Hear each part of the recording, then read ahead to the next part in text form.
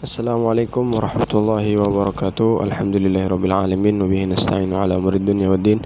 Wa sallallahu wasallam ala asyrafil anbiya'i wal mursalin sayyidina maulana Muhammadin wa ala alihi wa sahbihi wa man tabi'ahum bi ihsan ila yaumiddin. Rabbi shrah li sadri wa yassir li amri wahlul 'uqdatam min lisani yafqahu qawli, amma ba'du. Santriwan dan santriwati kelas 11 IPA dan juga agama yang dirahmati Allah Subhanahu wa taala. Syukur kita panjatkan pada Allah, salawat beriring salam kita aturkan pada junjungan kita baginda Nabi Muhammad sallallahu alaihi wasallam, karena dengan perjuangan beliau, kasih sayang beliau, tetes dan darah keringat beliau, pada hari ini kita masih sama-sama dapat menikmati manisnya iman dan Islam. Baiklah, pada pertemuan yang lalu kita sudah membahas tentang jinayah dan juga apa hikmah di balik Allah Subhanahu wa taala menurunkan syariat yang sebagai sanksi bagi pelaku jinayah atau kriminal. Hikmah dan tujuannya adalah, yang pertama sekali, syariat Allah Subhanahu wa taala turunkan dengan maksud dan tujuan yang dikenal dengan maqasidus syariah. Yang pertama, maksudnya adalah untuk menjaga agama, hifzuddin.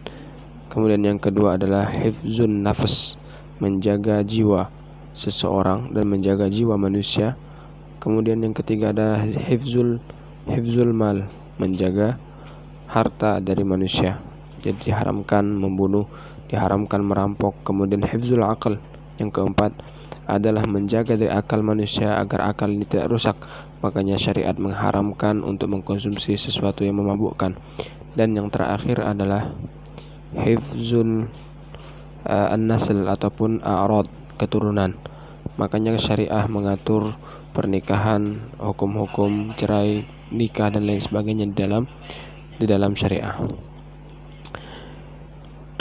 Pada pembahasan yang lalu kita sudah membahas mengenai jinayah, apa itu jinayah, dan kalian sudah mengirimkan beberapa definisi mengenai jinayah, dan definisi yang kalian kirimkan benar. Ada beberapa makna yang kalian berikan kepada kami, pada Ustadz, tentang arti jinayah dari segi bahasa dan juga dari segi istilah. Pada hari ini insyaallah kita akan membahas mengenai al-qatlu. Apa itu al-qatlu?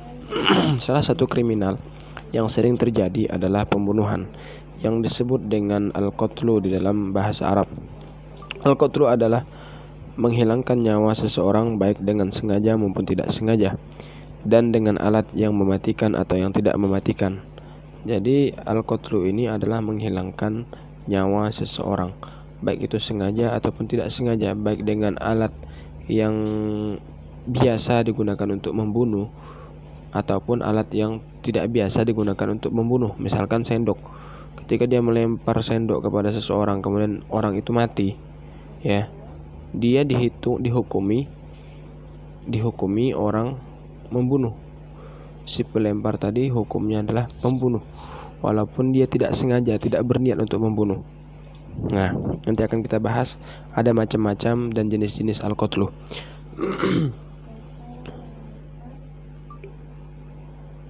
Menghilangkan nyawa sesama manusia merupakan dosa besar. Kalau dalam Al-Quran, minal kabair wala taqtulu anfusakum, karena perbuatan tersebut sangat dibenci oleh Allah Subhanahu wa taala.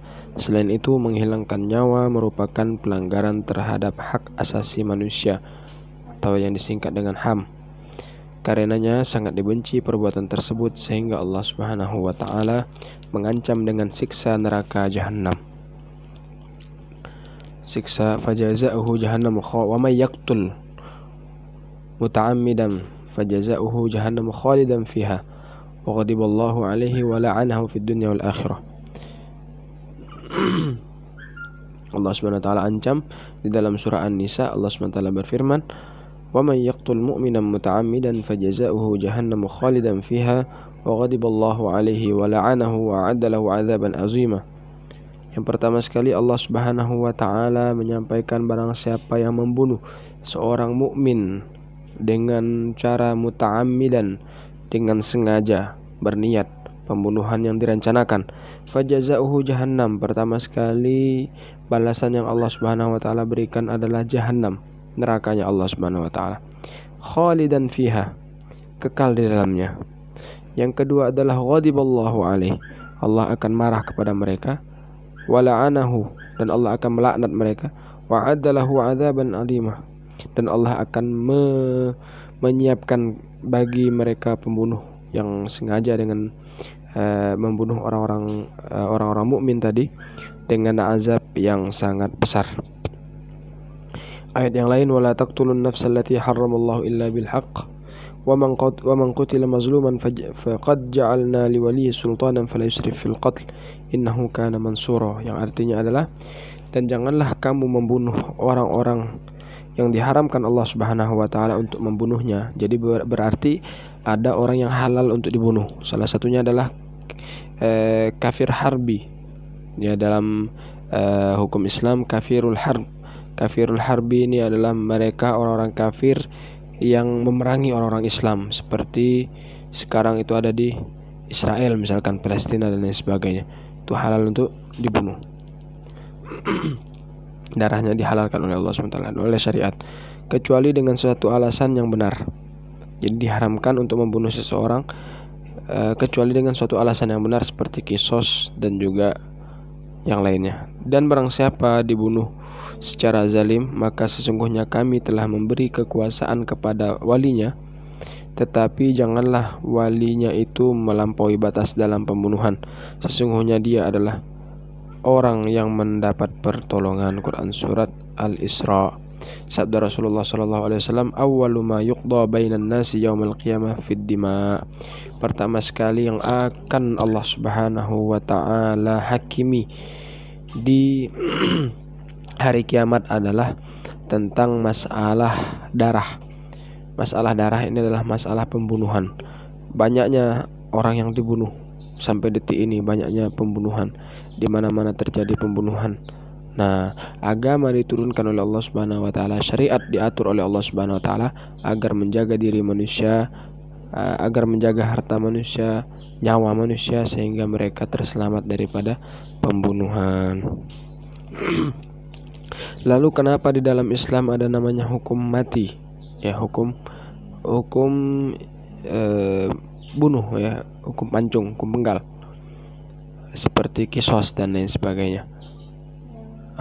Itu adalah hikmah dari Allah Subhanahu wa taala. Salah satu hikmahnya adalah ketika seseorang dihukum mati, maka itu akan menutup kemungkinan bagi yang lain untuk berbuat seperti orang tersebut, sehingga yang mati hanyalah satu orang, tidak berlanjut kepada orang lain.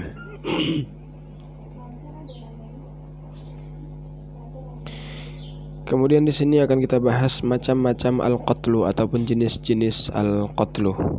Dalam perhilangan nyawa terdapat 3 macam hak, yaitu hak Allah Subhanahu wa taala, yang kedua hak ahli waris, dan yang ketiga adalah hak yang dihilangkan nyawanya.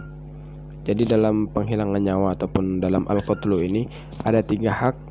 Yang pertama sekali adalah hak Allah Subhanahu wa taala, yang kedua adalah hak ahli waris, dan yang ketiga adalah hak yang dizalimi ataupun hak si korban tadi.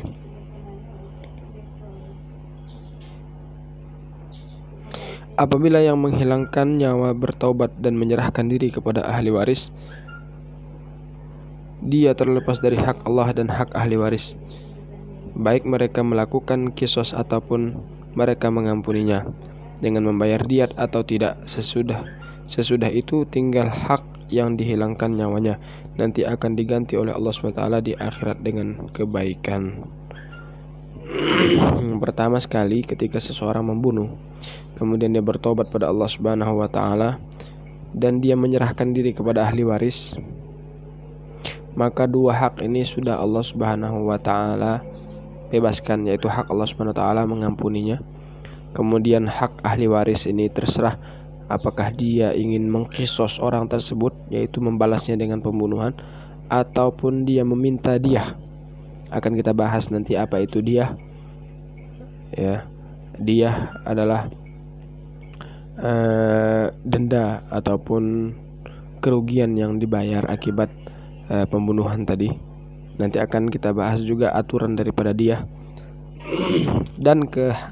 Dan hak orang yang dibunuh akan Allah Subhanahu wa taala sempurnakan nanti pada hari kiamat dengan kebaikan. Jadi 3 hak tadi Allah SWT lepaskan ketika dia bertobat, maka hak Allah SWT Allah jatuhkan. Kemudian hak ahli waris yang mana mereka menuntut tadi, Allah SWT berikan kepada mereka 2 pilihan, yang mana pertama pilihannya adalah mengkisosnya ataupun memaafkannya ataupun meminta diah. 3 pilihan, maaf. Yang pertama adalah dengan cara mengkisos, membalas pembunuhan tadi dengan pembunuhan. Kemudian yang kedua adalah dengan cara meminta diah kepada orang tersebut, tidak dibunuh tapi membayar dia. Dan yang ketiga adalah memaafkan orang tersebut, tidak meminta diah dan juga tidak meminta qisas. Itu adalah hak ahli waris. Dan yang ketiga adalah hak yang dizalimi tadi, yang dibunuh. Maka mereka akan diberikan kebaikan nanti pada hari kiamat oleh Allah Subhanahu wa taala. Oke. Selanjutnya, menurut jumhurul ulama, termasuk ulama mazhab Asy-Syafi'i dan mazhab Hambali, mereka membagi penghilangan nyawa ke dalam 3 macam, ataupun mereka membagi pembunuhan ini jadi 3 macam, 3 jenis. Yang pertama adalah qatlul amad, membunuh dengan sengaja.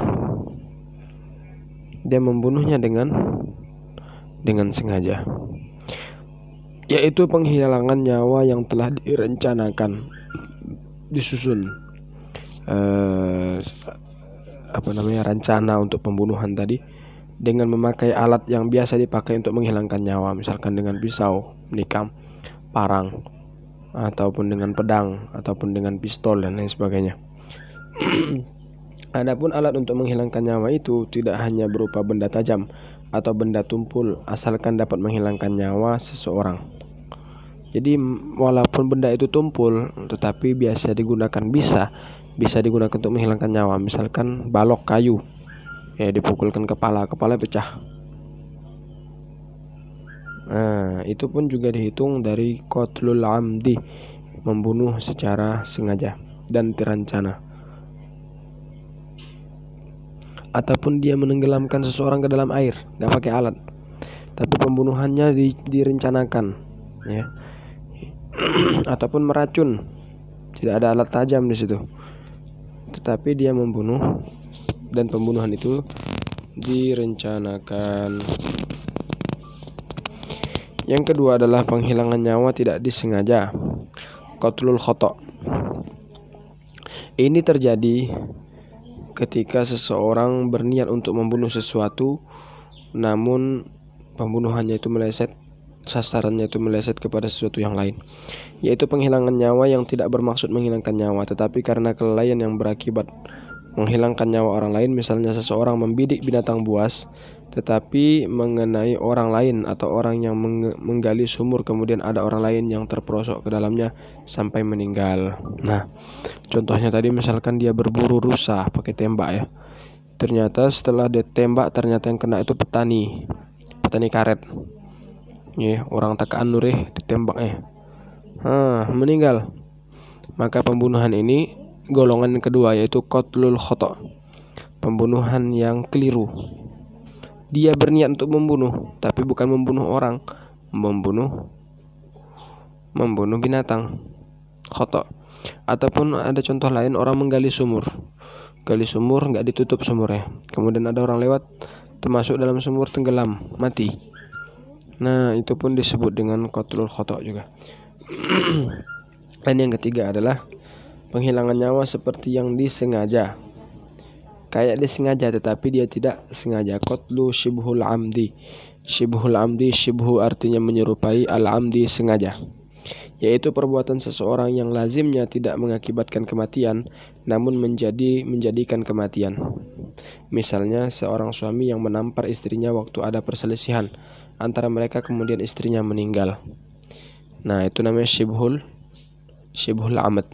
Ataupun misalkan ketika dia bercanda dengan temannya, ya, lempar pulpen ke temannya kena pulpen, meninggal. Nah, itu juga termasuk dalam qatlu syibhul amdi.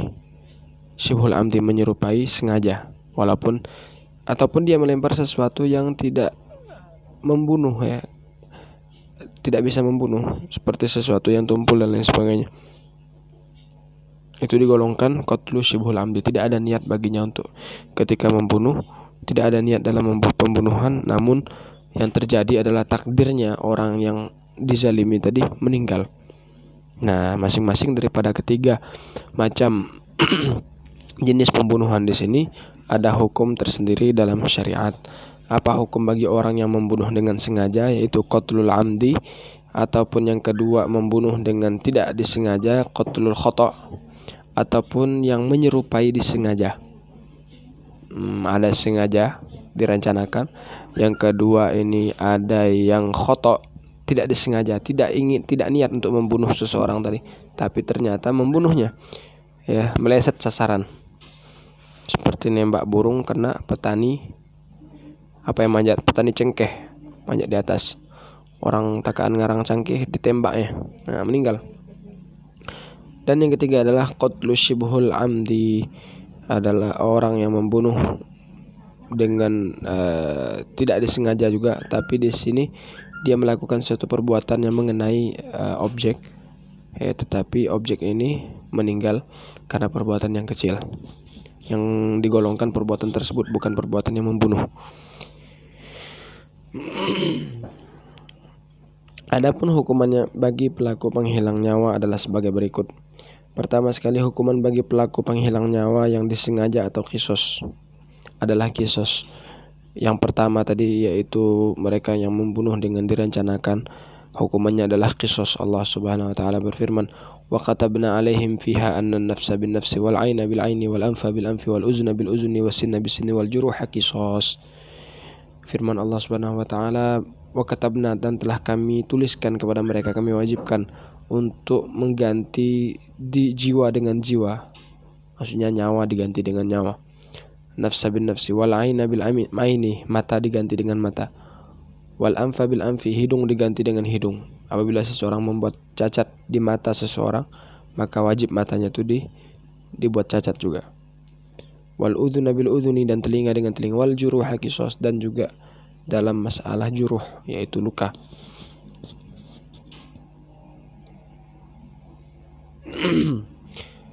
Di sini sesuai dengan firman Allah Subhanahu wa taala, ketika seseorang membunuh dengan sengaja, Allah Subhanahu wa taala berfirman, ya ayyuhalladzina amanu kutiba alaikumul qisasu fil qatla, diwajibkan kepada kalian untuk mengqisas dalam pembunuhan.